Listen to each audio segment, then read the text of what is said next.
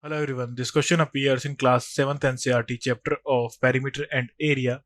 This is third question of its exercise 11.2. So the question says that find the missing values. So हमें base given है, height given है and area of parallelogram. So area of parallelogram is equal to height into base. So for part A,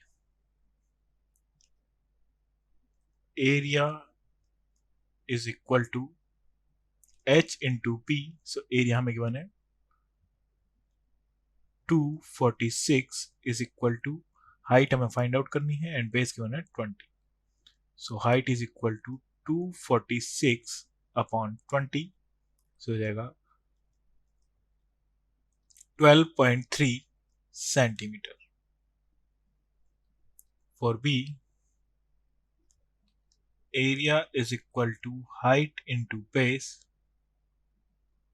हमें area given है 154.5 is equal to height हमें given है 15 centimeter and breadth हमें find out करनी है, base हमें find out करना है. So base हो जाएगा base is equal to 154.5 upon 15 is equal to 10.3 centimeter. For part C, area is equal to height into base. So area given है 48.72 is equal to height हमें given है 8.4 and base हमें find out करना है.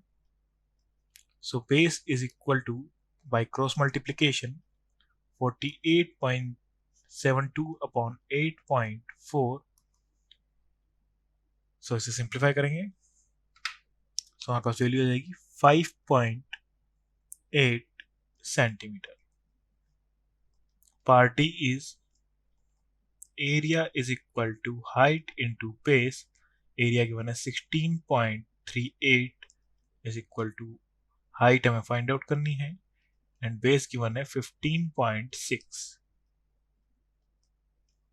So height is equal to, by cross multiplication, 16.38 upon 15.6. So इसे solve करेंगे. So हमारे पास हो जाएगा 1.05 सेंटीमीटर. So हाइट हो जाएगी हमारे पास 1.05 सेंटीमीटर. Thank you.